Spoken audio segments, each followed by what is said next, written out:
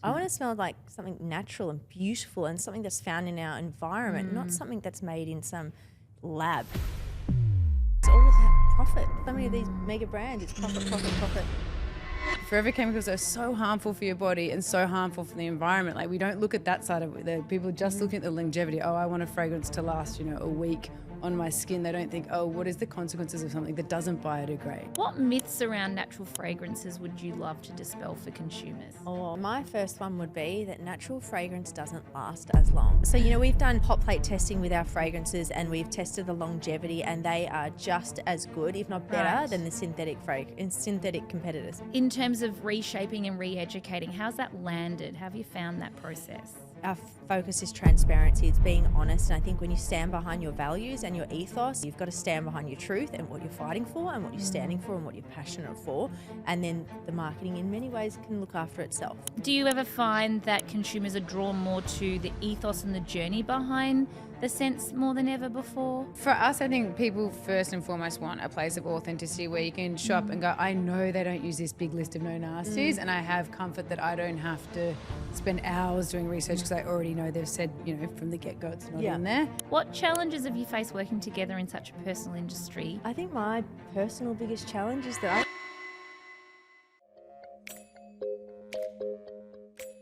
Thank you for joining me, ladies. No, thanks for having us. We're so excited to be here. I'm so excited that you're here. I say this with every episode. I'm so excited, but I genuinely am equally excited every time.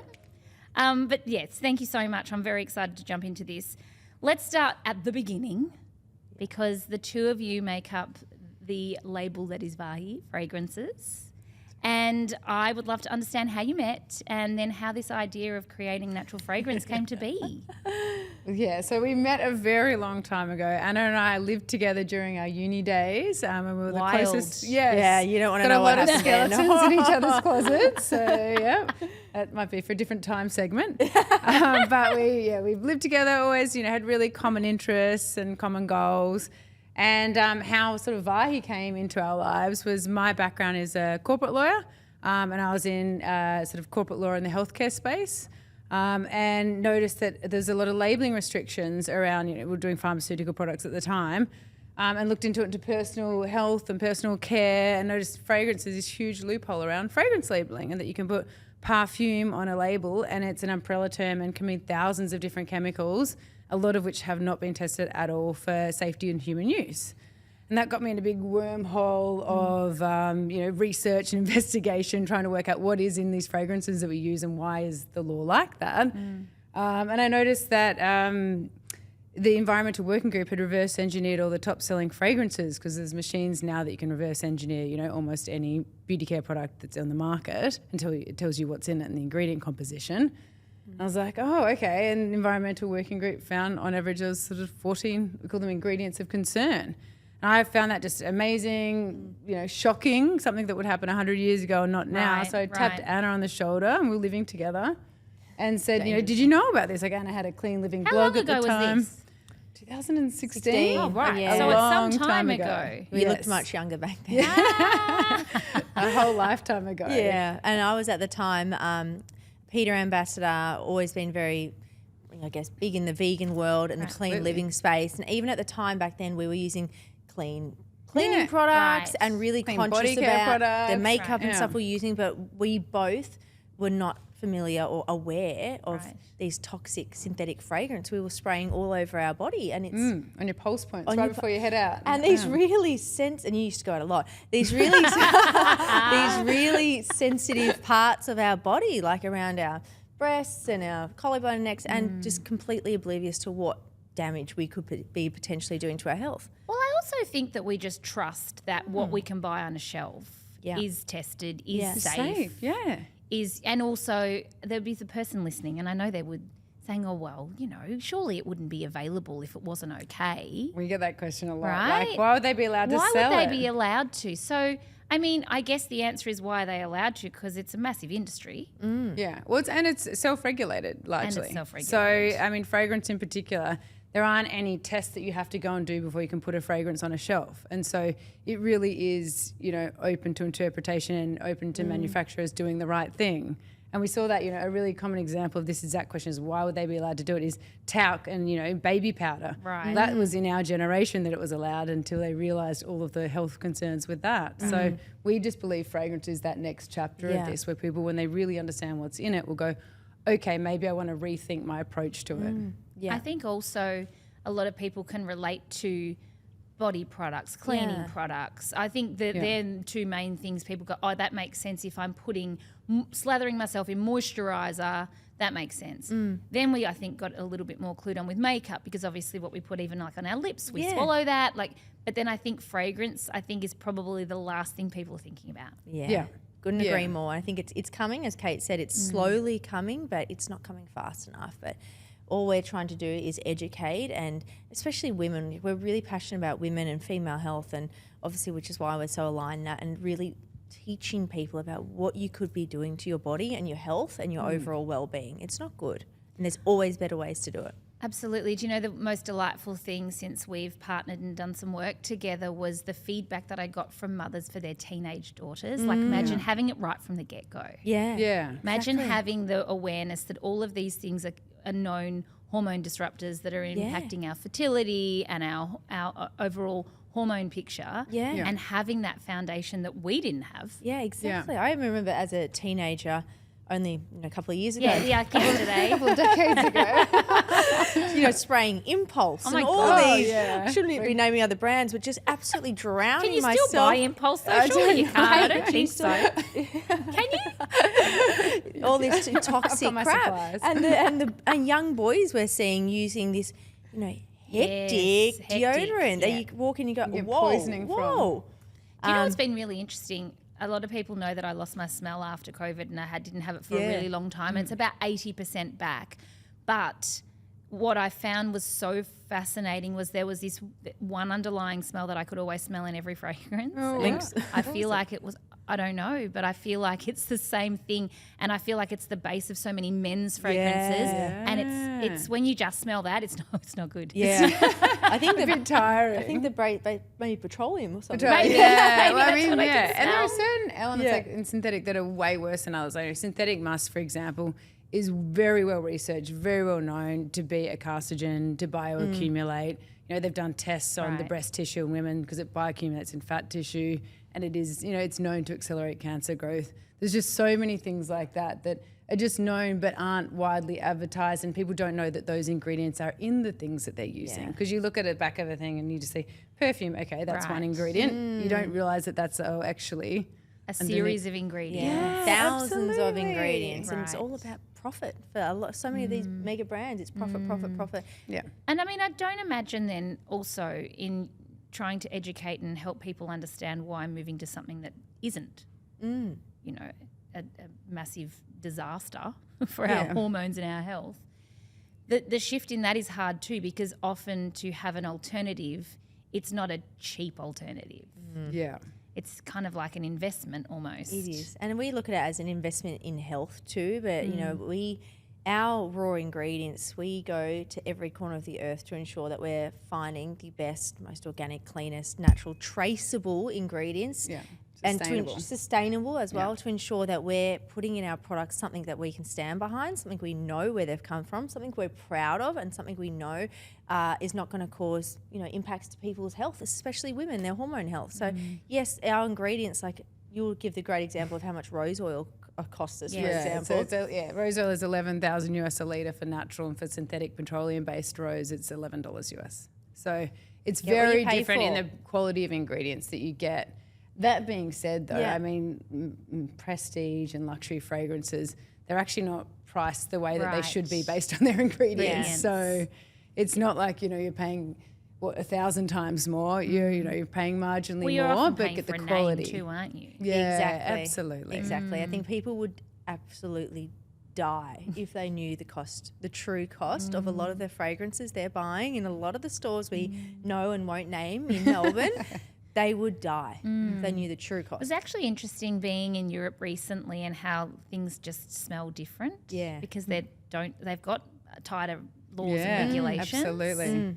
I was like, oh, it smells like Europe. I love it. Yeah. I love the smell of Europe too. Premium. It smells like luxury. European summer. I like don't Italy. know. I didn't look into it, but I feel like that it's not as, you don't have a physical, I now have a physical reaction to a lot of things because I know it's not good. Yeah. Yeah, And your brain absolutely. learns the that. brain fog, and there's so many studies of the association between synthetics and brain fog, headache, skin irritation. Like there's just a whole plethora of things that they're affecting, and it's in every part of your life as well.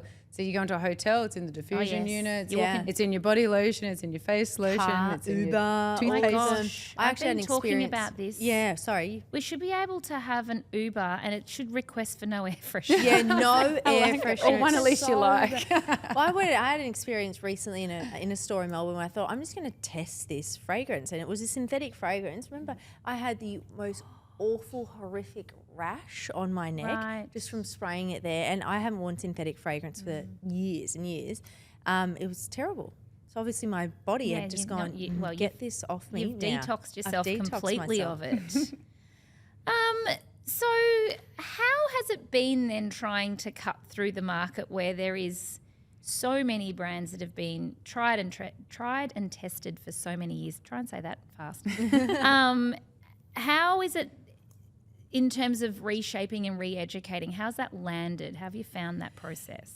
It's challenging. Like there's still so many brands out there that are greenwashing, and it's saying they're delivering something and not delivering what they're promising. So it's definitely been a challenge. But our focus is transparency. It's being honest. And I think when you stand behind your values and your ethos, in which Kate and I are very aligned on, which is why Váhy came about, it makes it easy. You've got to stand behind your truth and what you're fighting for and what you're standing for and what you're passionate for. And then the marketing in many ways can look after itself. Being genuine. Yeah, and for us it's always been about letting people make decisions that fit their own moral compass. That's why we always label all of our ingredients with the inky name and the plain English next to it, because you can make bad decisions. I mean, I drink red wine, I eat chocolate. You can make bad. Well, I also think But you've got to know you're doing them. Like you've got to actually understand. Whereas I feel like sometimes with personal care products, there's all these nasties in them, and you don't know. You think you're making a good decision, but you're not. Yeah. Well, you can make a silly informed choice. Yeah, absolutely. Right? And that's on you. That's but not I also healthy. I make them every think day. that when you are doing and you're well researched and really understand, you've got flexibility to do to make up for, not make up, but to allow Balance yourself to do those things. Absolutely. I always say that all the time. That's the very meaning of Váhy. Váhy means balance and check. Right. So Yeah, I it's was meant going to to be ask you the name. Where did it come from? Yeah, so my family heritage is Czech, and it's meant to be balancing consumption decisions against ones that are as good as possible for your body and for the environment. It was meant to be, balancing sort of self-care and giving to others, and it was also for us personally meant to be balancing work and life, which did not work out. but it's been a journey. So when it comes to natural versus synthetic ingredients, there's obviously, everyone would argue, and different schools of thought around that. What myths around natural fragrances would you love to dispel for consumers? Oh, my first one would be that natural fragrance doesn't last as long. People were seeing, I saw an ad the other day that for a deodorant is meant to last 48 hours. And What? Who 48 hours? 48 hours. Having a Who shower. wants a deodorant to last 48 hours? So, we've done hot plate testing with our fragrances, and we've tested the longevity, and they are just as good, if not better, than the synthetic competitors. Yeah, and you can get it as well. And so, I mean, a really big component of that is, yes, they're not forever chemicals. They're not bioengineered. Synthetics are often based on petroleum. They're not bioengineered to never break down, so you'll smell like it forever. Like everyone's had that jacket where they put synthetic fragrance on, and 2 years later you can still smell that bloody fragrance on it. And it's really bad if you don't like it. Or if it's an Or if it's an ex-boyfriend. Oh, God, I've got heaps of those jackets. You file them by scent now, don't you? But I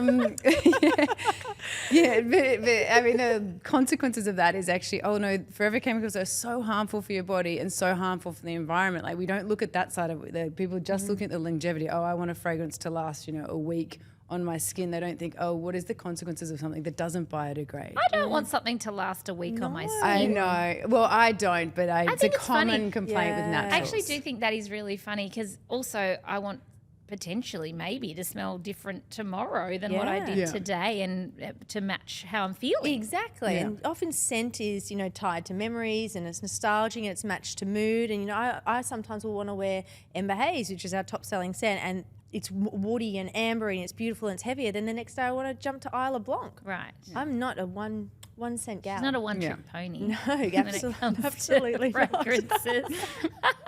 But also, what's interesting, and actually, tell me if we do have any other myths that you do want to dispel, because I feel like there's probably more. It's always the fragrance that you don't like the smell of that you can smell forever. And the fragrance that you do like that you stop smelling. Yeah, smell aversion. Yeah, it's Yeah. strong, isn't it? Is that what it is? Yeah. Well, because also fragrance is so tied to memory. So that's why, when you smell someone's fragrance on a train, you can Yes. instantly place yourself to a moment in Right. time. And it's absolutely phenomenal how it actually works. Kate's got a fragrance coming out called Anna by Váhy. It's manure scented. It's very Frenchy. You've worked a long time on that one. Yeah. Can't wait to smell that one, girls. That sounds amazing. fresh. Are there any other myths that we need to talk about? Oh, I mean, I do think the longevity is the biggest one that we right. get. And I think that they can't be as sophisticated is another big myth. People think, naturals smell like essential oil blends. They smell like, day spas and like oil diffusers. The technology that we've been able to sort of source through our suppliers, these patented ingredients that have, CO2 distillation, so there's no solvents used in the raw ingredients. They've got all these really phenomenal upcycled wood, upcycled orange oil from the organic orange juice trade, so it's a zero waste life cycle. All these amazing ingredients that we've got that create a really sophisticated scent that you would not be able to tell is, not synthetic. Right. I want to smell like something natural and beautiful and something that's found in our environment, not something that's made in some lab in Right. the And middle end of nowhere. Absolutely. An example we always give of that, which I think is people can recognise because most people have experienced both, is if you have reconstituted orange juice versus fresh orange juice, the taste and scent profile is completely different. And that's what natural ingredients versus their synthetic counterparts are. They're replicas of the naturals, but they're just not as fulsome and complete. Yeah. And not all fragrance is made from essential oils, am I right? Like you can have flower extracts and... Yes, yeah, Is that absolutely. correct, or We am I even use like making this blue up? algae extracts. Like there's so many innovative extracts that you can get. It's amazing. They're all from natural sources and they're all plant-based. But the way you can distill them, and even apple peel having a different extract from the middle of the apple, like there's just so many different How aspects. do you even of- decide? You're just like, I'm just going to play with these and put these together and hope for the best.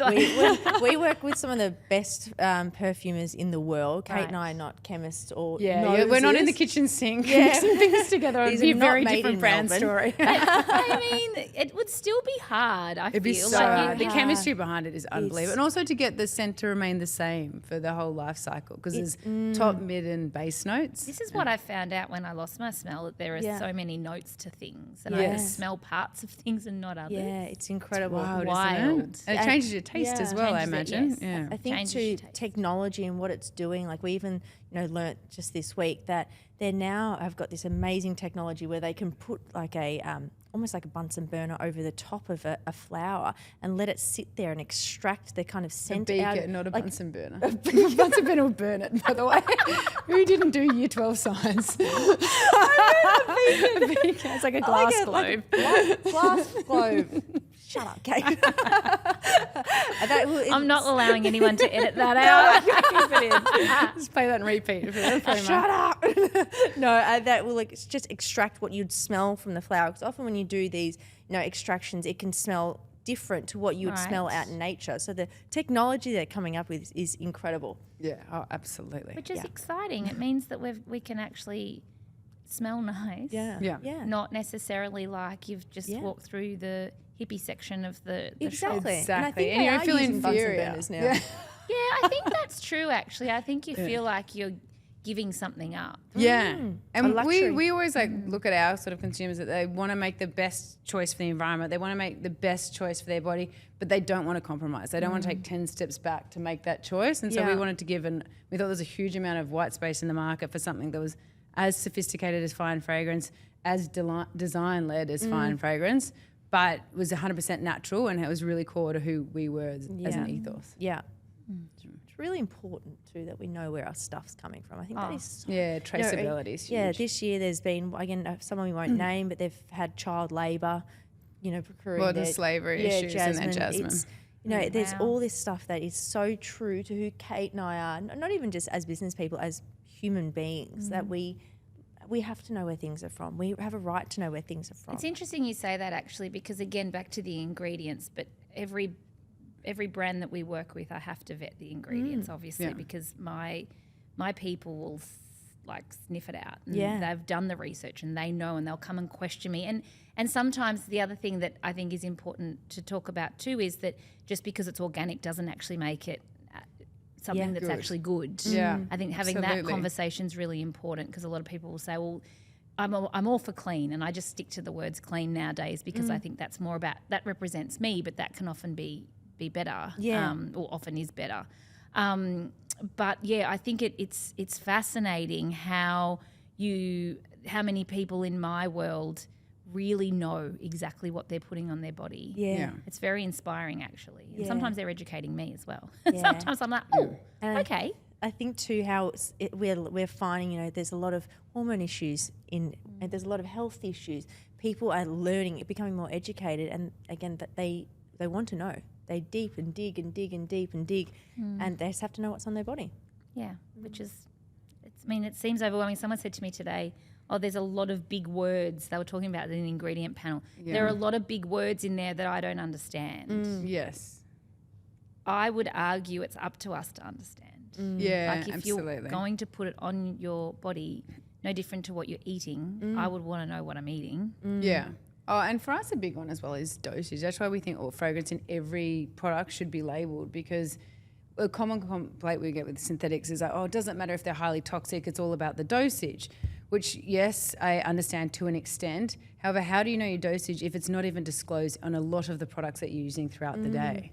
Right. And so it just ingredient disclosure is that first step to people making educated decisions about what they're putting on their body. And it should be mandatory. And that's why we touched on it earlier, that we put the scientific, the long name, which you just referenced, and the plain English name too. So people can read the back of our products and go, oh, I know that's lemon oil. I know that's this. They can understand the name it. is sometimes confusing. It looks like, oh gosh, that looks like it's made in a lab, and then you go next to it. Or you're trying to hide something. Yeah, exactly. Because a lot of ingredients now use other names. You were sort of talking about that before. Or a blanket name, like perfume, like you said, or fragrance. Fragrance, perfume, Whereas that could mean lots of things. Can mean lots of things, and some of them are not necessarily fragrance related as well. So it's scary world. It's frightening. I know. So what role does storytelling play in the perfume industry? Like, obviously there's a whole, there's campaigns around things, and we're evoking, that's not the word, we're evoking feelings. Do you ever find that consumers are drawn more to the ethos and the journey behind the scents more than ever before? Yeah, absolutely. I mean, for us, I think people first and foremost want a place of authenticity where you can shop and go, I know they don't use this big list of no nasties, and I have comfort that I don't have to spend hours doing research because I already know they've said, from the get-go it's not in there. And then with the storytelling side, I think that's when it comes to the scent selection within our range. So each of our fragrances are inspired by travels and places and feelings that have been really special to us. Like, a lot of them have been holidays we've taken together. Unfortunately. Fortunately for me, though. Trauma scent. Exactly. That's what you can name the next one. After manure, will be trauma. I thought it was manure and then trauma. Dreams. Broken dreams. But it really does, because scent is so special that it really ties to that memory. And I think, like, for example, Neo Neroli was inspired by a trip we took to Capri. It's got those, Italian bergamot. It's got those really fresh citrus scents and white florals that you just associate with that time and place. It's like a sensory travel. Yeah. I love it. Well, I think it's a good time to ask this question about, you've obviously good friends, lifelong friends, and now co-founders. What challenges have you faced working together in such a personal industry? And what do you think is the key to a successful business partnership in this field? I think my personal biggest challenge is that I don't even really like Kate. My biggest victory is I broke her. No, I think we are a great team. Like we're an amazing team. We are very. Some of us are. We play to each other's strengths. Like I'd probably say Kate is the engine room. Yeah, I mean, we have different specialities. I am more operational, business minded, and Anna is absolutely marketing, branding, design, Out guru. there. So it's really good. We've got absolute opposite and complementary skills, so it really helps, because we can feed down to our team members that way. And taste. We often don't like the same fragrances, which can make things pretty challenging. Even today we were testing fragrances, and Kate loved this new fragrance that we're coming out with. I was like, I'm not that keen on that. So learning when the time is right to meet in the middle or bend and move based on, we're a great team. Yeah, and I think also being friends for that long has been really helpful because we're open books with each other. Yeah. Right. We don't really, we say things gracefully, but we don't really. I don't. Some of us do. But we also are very transparent. And so I think that's really helpful in a business relationship as well, because you can also say, I don't think this is being done well, or I think this is being done amazingly. It's always heartfelt and truthful and for the betterment of everyone. Yeah. So it's really good. I'm in business with a close friend as well, and a close friend of many years. So I understand the dynamic. And I think also it's so important to have the communication and the transparency, I think, at the end of the day. Because a lot of people do go into business with their closest friends, and it not only does a business dissolve, but a friendship also dissolves. And I think it's we've found, Kate, since we started Váhy, I'll get my brand name right, has gone on to have 2 kids. So, I've stepped up to the plate when she's, had the kids, and there's been many instances where I'm like, I'm tapping out here. Right. You need to step up. And we just get each other. We work with each other really well. We're very lucky to have each other, more so Kate than me. I think my lucky stars. It's so important. We've probably covered this off, but I'll ask the question anyway in case we haven't. For those unfamiliar with natural perfume, with the natural perfume movement, oh my goodness, let me start that again. For those unfamiliar with the natural perfume movement, what are a few things you'd like for them to understand about why choosing a natural fragrance can be a really powerful decision? Oh, goodness, that's a good question. I think it would be, for our perspective, I think it's just that sort of knowing what you're putting in and on your body. A fragrance is absorbed into your bloodstream. That's why you put it around, your pulse points and so forth. And so I think it's really powerful having knowledge of that. And, you touched on it earlier around, your clients are analytical about looking into ingredients. So we think it should be almost the norm, like no nasties lists like ours, and things like, phthalates and forever chemicals not being in these types of products. And so, I don't know, I just think the most powerful thing is knowing what you shouldn't be putting in when it comes to fragrance as opposed to what you should. And there's a lot of, not the misdirections, I would say, in the industry where they say, IFRA compliant, which means that, it's compliant with the IFRA standards. That doesn't mean that it's been tested for safety on human use. There's so many things that people go, they say they're clean, or they use, green tech or nature identicals or things like that.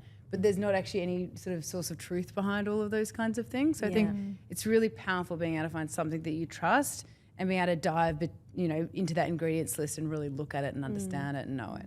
I also think naturals evolve so beautifully on the skin. They're such a complex, especially, our products are such a complex layering of notes, and they go on this really beautiful individual journey with whoever the wearer is. What Ember Haze might smell like on Kate may not translate to how it smells like on me. And there's so many people out there that are wearing the same fragrance as everyone else, and they're synthetics. They smell the same when everyone else. And why do you want to smell the same as everyone else? All of us are each unique individuals. You find a scent that suits you and evolves with you. And unique. I love that that's happening as well, with this scent layering movement. People are it's amazing. People are creating their own creations with fragrances. I love that. It's becoming more of a movement. I love that. I think it is important that we have these conversations, and that we not only do we have the conversation, but we have the alternative or something, if not the same, better. Yeah. Yeah. Once upon a time, we didn't have that, especially in the in the natural world where, you swap something out and it felt horrendous. Yeah. I remember the first time I tried natural shampoo, and I was like, it's like I'm washing my hair with dishwashing liquid. Yeah. I mean, I will be the first to say I am not switching something out if it's not nice. It doesn't perform, or it doesn't feel like what I'm switking it out for, because I am used to feeling. The quality isn't there. And that was part of how we started Váhy, because when this all came up, when Anna and I were, share housing, We tried every natural, because natural fragrance has been around for thousands of years. Right, of course since they have, but ancient they're Egyptian not looking like times. that. Yeah. No, exactly. Synthetics have only been around since, the 70s, 80s. Mm. So that's almost a relatively new concept. And so we tried all the naturals on the market at the time, and there was just nothing that was like for like in sophistication, like for like in quality, and it just always felt like a step down. And I think that's a massive part. It has to be, the quality has to be the same, if not better. Yeah. We could not go to nightclubs wearing lavender essential oil. No, you weren't picking up any fellas doing that. It wasn't the essential oil, I don't think.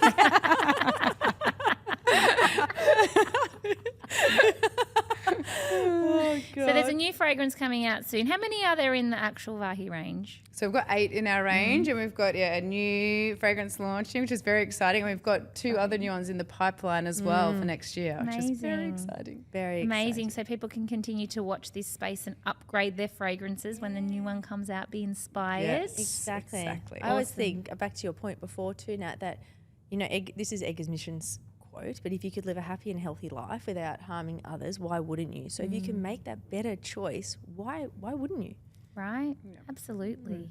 Thank you so much, ladies, for coming in here and Thanks chatting for with having me us. today. This Thanks has for been laughs. way more fun than I expected. Often guaranteed when it's the two of us, depending on what mood No we're in. edits whatsoever. It's all staying in so that everyone can really understand you guys and fall in love with the brand even more. Well done. Thanks so Hopefully. much. Thank Thanks so much for having us, Nat. We love being here. Awesome. Absolutely love it. Hey there, it's Nat Kringoudis, host of the Wellness Collective podcast. I know how important it is to have a safe space for women's health, and that's why we created NK the Membership, an online sanctuary where you can access expert guidance and support right from home. Get early access to monthly masterclasses, unlimited access to our entire catalogue, and practical resources to achieve hormone harmony. Plus, enjoy a 20% discount on supplements and join my monthly live Q&A sessions. Join our community of like-minded women and wellness experts to revolutionise your health one topic at a time. Visit our website and sign up now. It's legit Netflix for hormones.